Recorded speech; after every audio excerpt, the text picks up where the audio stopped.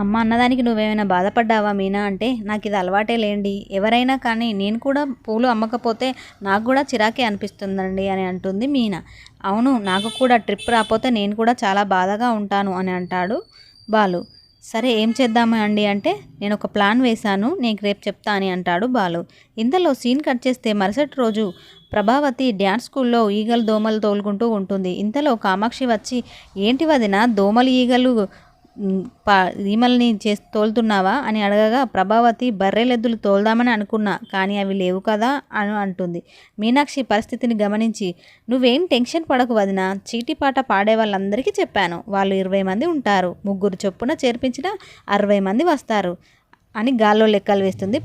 ప్రభావతి సరేలే అంటుంది. ఇంతలో డోర్ సౌండ్ అవుతుంది. ఎవరో వాటర్ బిల్ వాడో లేదంటే ఎలక్ట్రిసిటీ బిల్ వాడో వచ్చినట్టున్నారు చూడుపో అనడంతో డోర్ ఓపెన్ చేయడంతోనే బాలు మీనా ఇద్దరు పండ్లు పూలతో స్కూల్కి వస్తారు. వారిని చూసి మీనాక్షి ఆశ్చర్యపడి, ఏంట్రా ఇలా వచ్చారు, ఈ పండ్లు బట్టలు ఎందుకు, మీ ఇంటి దగ్గర ఏమైనా సీసీ కెమెరా ఇలా ఉన్నదా, మేము ఖాళీగానే ఉంటున్నామని చూసి వచ్చారా అని అంటుంది కామాక్షి. ప్రభావతి ఒక్కసారిగా షాక్ అవుతుంది. వాళ్ళు నన్ను అవమానించడానికే వచ్చారు, ఇక్కడ నుండి వాళ్ళని పంపించు కామాక్షి అని అరుస్తుంది కామాక్షి పైన. లేదు గురువు గారు, మేము నిజంగానే నేర్చుకోవడానికి వచ్చాం అంటాడు బాలు. అలాగే మీనా కూడా అంటుంది, లేదు గురువు గారు, మేము నేర్చుకోవడానికి భరతనాట్యం అంటూ క్లాసు మొదలు పెట్టడానికే వచ్చాం అని అంటుంది మీనా. మీరు ఇక్కడి నుంచి వెళ్ళండి రా, నన్ను ఇలా ఇబ్బంది పెట్టడానికే వచ్చారు మీరు అని కోపం చేస్తుంది బాలు పైన ప్రభావతి. ఏంటి మీరు ఇక్కడ నాటకాలు చేయడానికి వచ్చారానే అని అంటుంది ప్రభావతి. లేదు గురువుగారు, నాటకాలు కాదు, నాట్యాలు నేర్చుకోవడానికే వచ్చాం అని అంటాడు బాలు. తీరా వారు ఫీజు తీసుకొని వచ్చారంటే ప్రభావతి కాస్త చల్లబడుతుంది అని కామాక్షి అంటుంది. వాళ్ళు వట్టి ఎందుకు వచ్చారు, నీకు ఇద్దరు 4,000 ఫీజు తీసుకొని వచ్చారు, ఇప్పుడు నువ్వు వాళ్ళని వద్దన్నావనుకో ఆ నటరాజస్వామి ఒప్పుకోరు, ఆగ్రహిస్తాడు, నీకు మళ్ళీ గిరాకీ రాదు అని చెప్పి ప్రభావతిని అంగీకరిస్తుంది, ఒప్పిస్తుంది. సరేలే అని అంటుంది ప్రభావతి. నేర్పించడానికి నటరాజస్వామికి ప్రార్థన క్లాస్ ప్రారంభమవుతుంది. బాలు మొదట చేసిన స్టెప్పులు చూసి ప్రభావతి నవ్వేస్తుంది. నీకు తర్వాత నేర్పిస్తారా, అటుపక్కకు తోయ్ అని తోసేస్తుంది. ఇక మీనా ముందుకు రమ్మంటూ ప్రభావతి ఇది సరిగ్గా చూడాలి అంటుంది. ఇద్దరు పోటాపోటీ డ్యాన్స్ మొదలు పెడతారు. ప్రభావతి తన వయసును మరచి నాట్య మయూరిలా స్టెప్పులు వేస్తూ పూర్తిగా స్టెప్పులో మునిగిపోతుంది. బాలు చప్పట్లు కొడుతూ మా అమ్మ అసలైన కళామాత అంటూ పొగడ్తల వర్షం కురిపిస్తాడు. కానీ అంతలోనే ఒక అపశృతి జరుగుతుంది. ప్రభావతి ఒక్కసారిగా అయ్యో నా మెడ అంటూ అటే గింజుకుంటూ ఉంటుంది. అత్త కోడళ్ళు పోటాపోటీన చాలా బాగా డ్యాన్స్ చేస్తూ ఉంటారు ఇద్దరు. ఇంతలో ప్రభావతికి మెడ పట్టేసేసరికి ఆగిపోతుంది ఇద్దరి డ్యాన్స్. ఏంటి ఇలా మా అమ్మగారు ఇలా శిలావతిలా అయిపోయారు ఏంటి అని సెటైర్లు వేస్తాడు బాలు. ఏంటిదే అలా కాదు, ఇది ఇలాగే అలా ఉంది, నేను ఎలా రావాలి అని అనుకుంటే ఇంతలో కామాక్షి అంటుంది, నేను మర్దన చేసే ఒక ఆవిడ ఉంది, ఆమెను తీసుకొని వస్తాను, మీరు ఇంటికి తీసుకువెళ్ళండి అని ప్రభావతిని ఇంటికి పంపిస్తుంది కామాక్షి. కారులో వచ్చినటువంటి ప్రభావతి మెడ పట్టేసుకుంటూ అలానే వన్ సైడ్ చూస్తూ ఉంటుంది. దిగమ్మ దిగు కళావతి అనడంతో, లేదురా నన్ను ఎవరైనా చూస్తే నా పర్వేం కాను అనడంతో మీనా అంటుంది, నేను పైన బట్టలు ఆరేసానండి, దుప్పట్లు తీసుకొని వస్తా, తీసుకువెళ్దామని. బాలు మీనా దుప్పట్ల చాటుగా ప్రభావతిని ఇంట్లోకి తీసుకొని వస్తారు. ఇంట్లోకి వచ్చిన తర్వాత మీనా రావడంతో, ఏంటమ్మా ఏంటి నేర్పించకుండా వెళ్ళగొట్టిందా, నిప్పుల పైన ఎగురుతూ ఉందా, నాకు తెలుసు ఇలా చేస్తుంది అని అనడంతో ఒక్కసారిగా బాలు లోపలికి వచ్చి దుప్పటి తీస్తాడు. దుప్పటి తీయడంతోనే ప్రభావతి మెడలు క్రాస్ పెట్టి అలా అమ్మా అంటుంది. ఏంటి ఏం జరిగింది అని సత్యం అంటూ బాగా చివాట్లు పెడతాడు. నీ వయసుతో సంబంధం లేకుండా ఎటుపడితే అటు ఎగరే వరకు నీకు ఇలా జరిగింది, బాగానే జరిగింది, నీకు తగిన శాస్తే జరిగింది అంటూ ప్రభావతిని నిందిస్తాడు సత్యం. ఇంతలో రవి శృతి దిగి వస్తారు. అత్తయ్య తనకు హాయ్ చెప్తున్నట్లు అనుకొని హైఫై చెప్తుంది శృతి.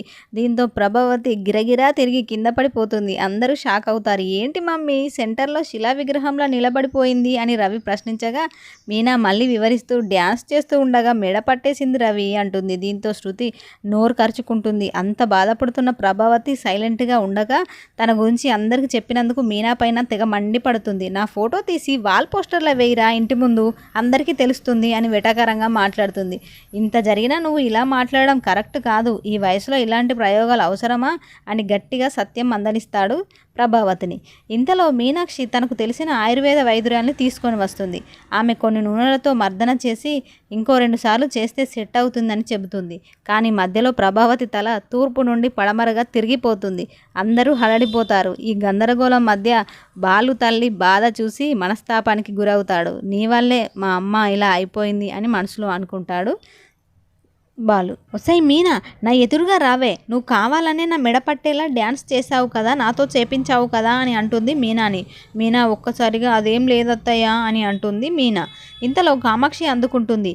అదేంటి అలా అంటున్నావు వదిన, మీకు నువ్వు ఎవరికి డ్యాన్స్ క్లాస్ ఎవరికి రావడం లేదనే కదా 4 వేలు ఇచ్చి మరీ నేర్చుకోవడానికి వచ్చారు వాళ్ళిద్దరు, నువ్వు అలా అంటున్నావు, ఎలా అయినా మళ్ళీ మీననే నిందిస్తున్నావు అంటుంది కామాక్షి. లేదు, ఇది కావాలనే చేసింది అలా అని అంటుంది ప్రభావతి. దీంతో ఇంతలో సీన్ కట్ చేస్తే కిచెన్లో ఉంటుంది మీనా. బాలు వెళ్ళి నాకు కాఫీ పెట్టివు, నాకు టీ పెట్టివు స్ట్రాంగ్గా అంటాడు.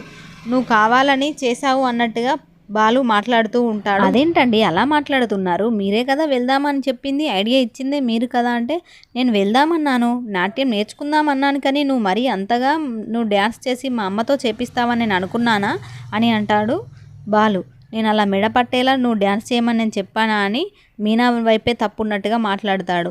మీనాకు కూడా కోపం వస్తుంది.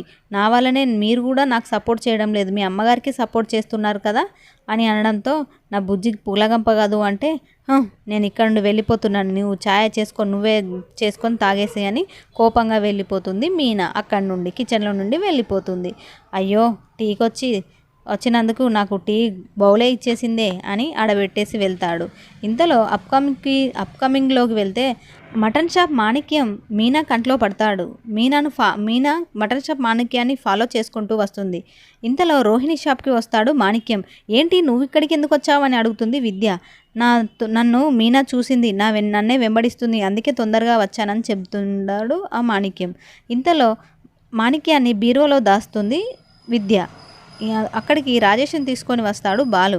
ఏంటి మీరు ఇక్కడికి ఎందుకు వచ్చారని అడుగుతుంది మీనా. నువ్వు ఇలా ఎందుకు వచ్చావని అడుగుతాడు రాజేష్.